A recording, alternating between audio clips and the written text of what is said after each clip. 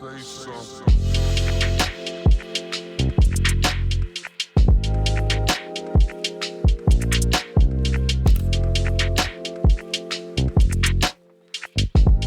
Look at me now, look at the camera.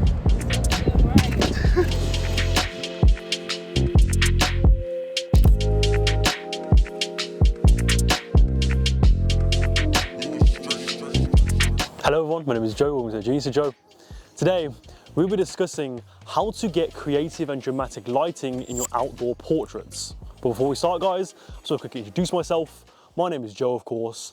I'm a professional portrait photographer looking to help other portrait photographers like yourself not only improve as a portrait photographer, but actually make work that stands out to the rest of the competition and land more clients. So if that's interesting to you, please subscribe to the channel, and once I've gained your trust and you want to get more advice beyond these YouTube videos, top links in the description is my one-to-one portrait photography coaching program where I will personally go on calls with you, I'll critique your portrait work, and I'll just give you any general portrait photography advice that I have gained over multiple years of experience so you can start accelerating your portrait photography progress now rather than later. So if you're interested in that, again guys, top links in the description so you can check it out and learn more. So if you're a portrait photographer that likes that more dramatic and creative lighting like myself, like having a lot of shadows, contrast, etc., you may want to avoid outdoor scenarios because you can't manipulate the lighting to get the desired look that you want. For example, right now, what the fuck is this lighting through the trees? I mean, it's all right, but it's like, why is it only lighting my cheek? What's going on, right? I don't know what's fucking going on. Hopefully it's not overexposed, but yeah. Because obviously in a studio, you can control the lighting to get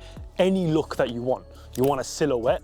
Easy, do that, do your thing, right? If you want to get Rembrandt lighting with some backlight, you guessed it, you can get that look. But as soon as you go outside, that completely changes. The only light source that you have to rely on is the sun. And unless you're Helios, you can't exactly move the sun to get the desired lighting that you want to get. Clouds may come in to get that more diffuse lighting. The sun may be facing the wrong direction for your photos. It's too high, it's too low. There's all these issues that you can't control. But what if I told you guys you can manipulate this uncontrollable light source to get the results that you want? So luckily for us guys, the sun does actually move throughout the day, which is quite surprising, right? Like it's very shocking, right? The sun actually moves. So if you want those shadows on the model's face to get that more depth in your photos, the best time to shoot these outdoor photos is when the sun is low. And when is the sun low? Well, during the late afternoon or evening time, near golden hour. And obviously that depends on what time of year you're doing it, but if you're shooting in the summer, it's going to be a bit later. If you're shooting in the winter, it's going to be a bit earlier, but still the same. Still the same rule applies. You want to do this because when the sun is low, it casts more shadows as the light is traveling through more objects. So like buildings or trees, for example. Because obviously this is in the morning, so the sun isn't like that low, but you can see there's a tree right here and it's going through the sun. You kind of see the shape of my face, what's going on right now, right? It creates those shadows. So it's like buildings, trees, stop signs, or any road signs, people, etc. Another tip would be is to shoot in a location where there isn't much open space. Because like I just mentioned, when the sun is low and you're in a place where there's a lot of things around you, like there's loads of trees and stuff like that, right?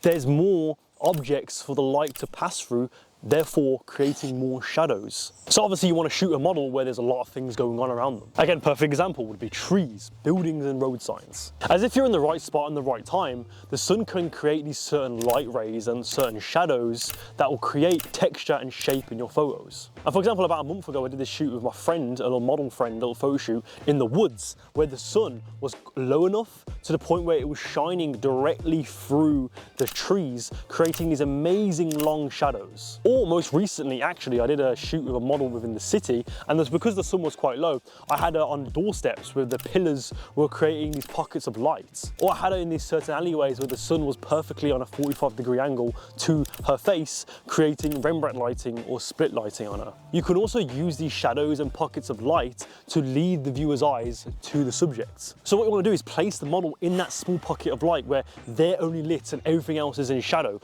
or when the sun is quite low, when the sun is casting quite long shadows, that is used as a leading lines to the model. It's like the same lighting effect that you would get with a spotlight mount in a studio, but with the sun instead.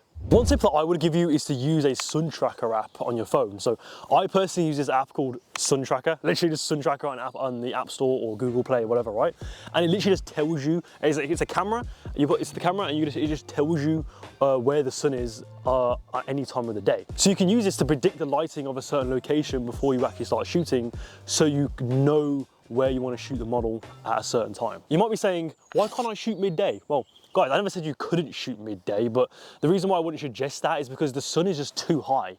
The shadows aren't long enough. And also because the sun is quite high, you can create those raccoon eyes, those raccoon shadows under the eyes of the model's face, which is obviously something that you don't want. All the lighting is just quite flat and boring. It doesn't really create much shadow on the model's face. It's quite just even and it's quite flat and washed out. But that's something that you may want in your photos. Again, guys, it's up to you.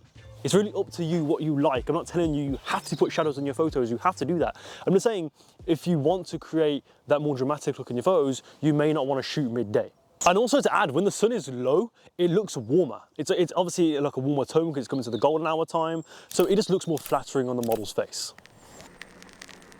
Anyway guys, that's it for the video. Thank you for watching. My camera's about to die, almost dead, but I hope you guys found this useful. Guys, let me know in the comments below. Do you guys like to shoot more outdoor locations? Do you like studio stuff? What do you think of this? What do you think of this advice? Do you have any of your own advice to create more that creative lighting in your outdoor portraits? Let me know in the comments below.